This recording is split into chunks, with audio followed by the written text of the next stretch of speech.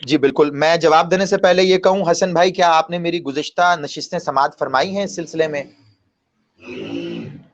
اچھا چلیں، میں پھر بھی جواب دیتا ہوں حسن بھائی. میں آپ سے یہ گزارش کروں گا، آپ کے ان تینوں سوالوں کا مفصل جواب میری، کیونکہ اب تک میں 60 نشستیں امام زمانہ پہ پڑھ چکا ہوں. اگر آپ پہلی نشست سے شروع ہوں جو 5 شعبان کو میں نے پڑھی تھی، تو آپ کے ان تمام سوالوں کے جواب میں نے گھنٹوں کی نشست میں بہت تفصیلی دیے ہیں. میں پھر بھی مختصراً جواب ابھی دوبارہ دے رہا ہوں. حسن بھائی کا سوال ہے کہ معرفت امام زمانہ کے حوالے سے بتا دیں. تو مختصراً، کیونکہ میں پہلے بتا چکا، مختصراً معرفت امام زمانہ معرفت نورانیہ ہے. مولا کا نام جاننا، ان کی ولدیت جاننا، یعنی ان کے پاک بابا کو جاننا یا ان کے خاندان کے حوالے سے جاننا، یہ معرفت نہیں ہے، معرفت نورانیہ.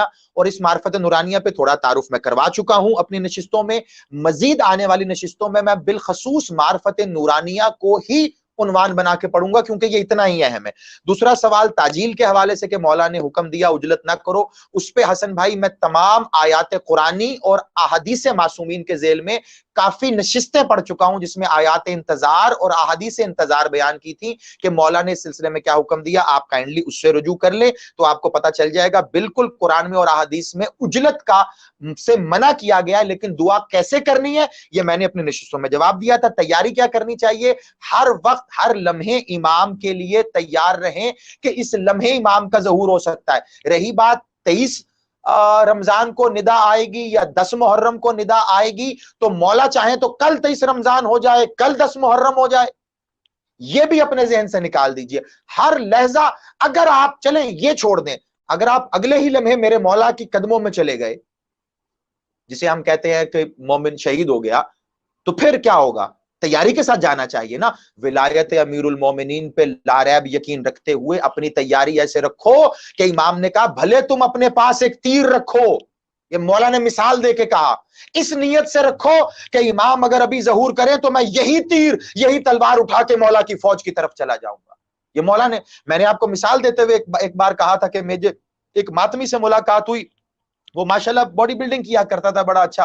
تو ایک بار ایسے ہی اس سے بیٹھے ہوئے گفتگو ہو رہی تھی کہ بھائی تم اتنی کثرت کرتے ہو، ایکسرسائز کرتے ہو، کھاتے پیتے ہو، جسم بنا رہے ہو، یہ مطلب کیا شوق ہے؟ تو اس نے ایسی بات کی مجھے آج تک یاد ہے.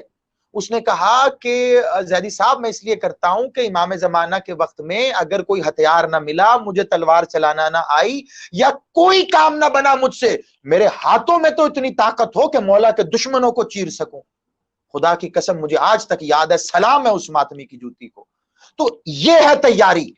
کسی بھی طرح سے تیار رہیں، عقیدے کو تیار رکھیں، جسم کو تیار رکھیں، سوچ کو تیار رکھیں، اولاد کو تیار رکھیں، گھر کو تیار رکھیں کہ کبھی بھی امام کا ظہور ہو سکتا ہے. میں اگر اس لمحے میری آنکھ بند ہو گئی تو مولا کو کہوں گا دیکھ مولا میں کس انداز میں میری آنکھ بند ہوئی، میں تیرے بابا کی ولایت پہ تھا اور تیرے انتظار میں تھا.